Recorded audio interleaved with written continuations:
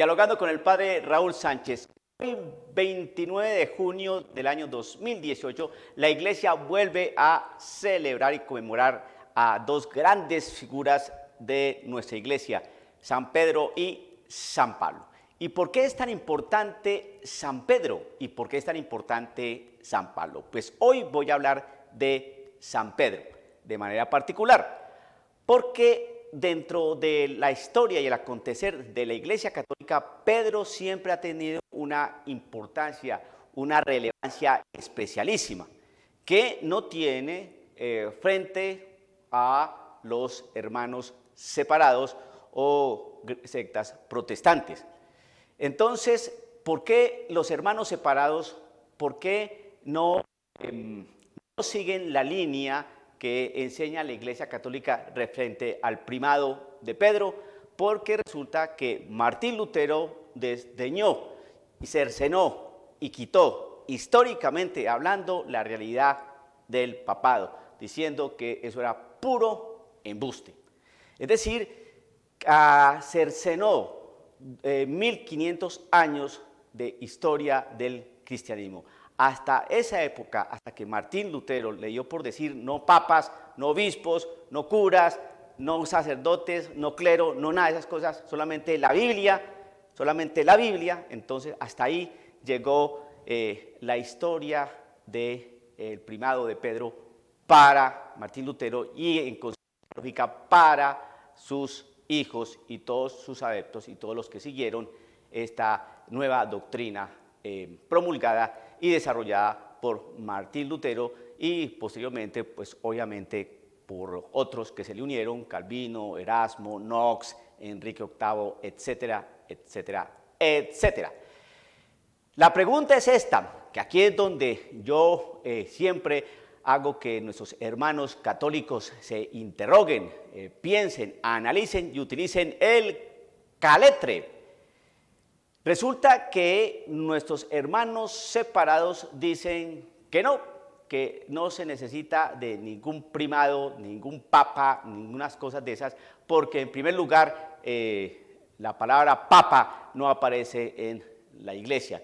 Y volvemos siempre a ese socorrido argumento que lo que no dice la Biblia entonces no se debe creer. Y ya hemos demostrado en otros videos cómo la Biblia no dice muchas cosas y sin embargo ellas la creen. Por ejemplo, la Biblia no habla de la iglesia invisible y ellos creen en una iglesia invisible, ¿no? La Biblia no habla de que cuando Jesucristo invita a comer su cuerpo y su sangre, no está hablando de ningún símbolo, por ningún lado se habla de símbolo y ellos dicen que eso es un símbolo. Entonces, como usted puede darse cuenta, querido hermano, cuando usted utiliza la cabecita, entonces usted ya no se deja embaucar. Eso es lo que yo quiero en estos videos de apologética. Entonces vamos a mirar qué fue lo que pasó después de que nuestro Señor Jesucristo le dijo lo siguiente a Pedro, ¿no?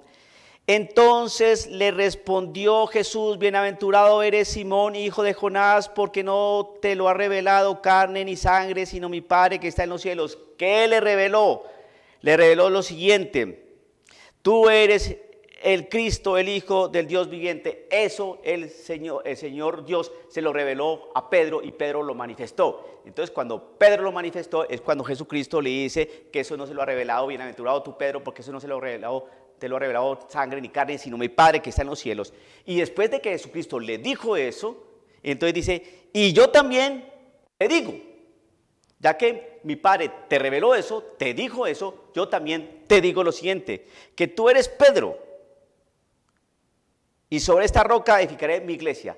Que tú eres Pedro. ¿Pedro se llamaba Pedro? No, se llamaba Simón. Le cambió el nombre. Y tú eres Pedro. Y sobre esta roca, ¿no? Sobre esta roca edificaré mi iglesia. Y las puertas del Hades no prevalecerán contra ella. Y a ti te daré las llaves del reino de los cielos, y todo lo que ates en la tierra será atado en los cielos, y todo lo que desates en la tierra será desatado en los cielos. Entonces, atendiendo esto, usted aquí es donde empieza a pensar: muy bien, está bien, vamos a razonar como los protestantes. Listo, le dio a Pedro las llaves. ¿Qué significan las llaves? Le dio a Pedro las llaves del reino de los cielos, no las llaves de la casa, las llaves del reino de los cielos. ¿Qué significan las llaves del reino de los cielos? Piensen en eso. Usted, querido católico, y usted, querido hermano separado, ¿qué significan las llaves del reino de los cielos? No desconozca esa pregunta, no la desconozca, téngala ahí guardadita, aquí en su cabecita. Le dio la llave del reino de los cielos. 1. 2. Le dijo que tenía autoridad para atar y desatar. Atar y desatar, ¿qué? Lo que ate aquí en la tierra será entendido en el cielo, lo que desate aquí en la tierra quedará desatado allá en el cielo. ¿Qué significa eso? ¿Qué significa eso de atar y desatar? Piense en eso y no lo abandone, ¿no? Y cuando si avanzamos más en el Evangelio según San Juan, cuando le dio esa autoridad lo encomendó para que pastoreara unas ovejas y unos corderos. Pedro era pescador y lo puso como pastor. Entonces, ¿de qué ovejas y de qué corderos lo puso a pastorear? ¿De qué lo puso pastor? ¿A quién iba a pastorear? Si usted mantiene esas preguntas, una, ¿cuáles? ¿Por qué le dio las llaves del reino de los cielos? ¿Qué significan las llaves del reino de los cielos? ¿Y por qué se las dio a Pedro? No se las dio a los demás apóstoles, ni a Andrés, ni a Bartolomé, a Pedro. 2. A Pedro fue que le dijo que tenía autoridad para atar y desatar. ¿Qué significa eso? Y a Pedro fue que le encomendó el pastoreo de unas ovejas y unos corderos. Fue a Pedro, no fue a una comunidad, no fue a otros apóstoles, no, a Pedro concretamente. Si usted mantiene eso ahí en su cabecita, entonces ya hace esta otra pregunta. ¿Ok? Y cuando murió Pedro, entonces, ¿qué pasó? ¿Qué pasó con esas llaves? ¿Qué pasó con esa potestad de atar? ¿Y qué pasó con ese pastoreo? Se acabó. ¿Qué sucedió después de allí? ¿Lo dice la Sagrada Escritura? No lo dice la Sagrada Escritura. O sea que la Sagrada Escritura no es la única fuente de autoridad y doctrina, porque entonces tiene que haber algo que nos enseñe, que nos dé una doctrina, que nos dé unos lineamientos de aprendizaje, de enseñanza, de formación, doctrina, docere, ¿no? ¿Qué pasó después de que murió Pedro? ¿Lo dice la Escritura? No. Entonces, ¿a dónde hay que ir? A la historia, porque en la historia empezamos a mirar, a ver qué pasó después de la muerte de Pedro, cómo se fueron transmitiendo esas llaves y cómo se fue transmitiendo esa autoridad de atar y desatar y cómo se fue otorgando y desarrollando esa tarea de pastorear unas ovejas y unos corderos. Es en la historia, ¿ve? Entonces, cuando uno analiza la historia, ahí se va dando cuenta que sí hay un papado, que sigue habiendo una tradición, un tradere. Acuérdense que cuando murió Pedro, la Biblia todavía no estaba terminada de escribir. Había algunos documentos por allí que se estaban elaborando, pero Biblia como tal no, el Nuevo Testamento no existía. Entonces, ¿cómo después de que Pedro murió, cómo se fue desarrollando y desplegando la doctrina y cómo se fue manteniendo unida esa doctrina?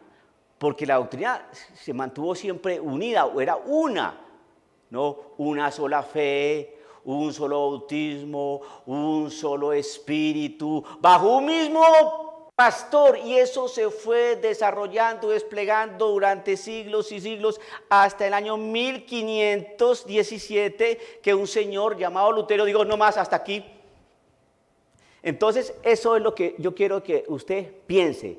Como puede darse cuenta, la Sagrada Escritura no nos dice nada, absolutamente nada después de que Pedro murió. Ya a Pedro se le dio unas llaves. ¿Qué significan las llaves? Ya a Pedro se le dio autoridad para atar y desatar. ¿Qué significa eso? Ya a Pedro se le dio un pastoreo de unas ovejas y unos corderos. ¿Y qué significa eso? Muy bien, hasta ahí lo creen los hermanos separados. Ok, y una vez muerto Pedro, ¿qué aparece en la Sagrada Escritura? ¿Lo dice? No lo dice. Entonces, ¿a dónde tenemos que acudir? A otra fuente de autoridad y doctrina que nos enseñe qué pasó después de la muerte de Pedro.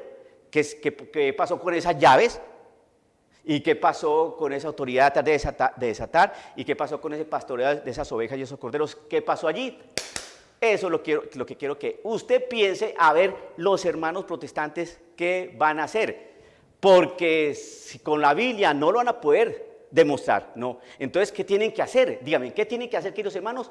¿A dónde tienen que acudir? A la historia, ¿ve? Entonces la Biblia no es la única fuente de autoridad y doctrina.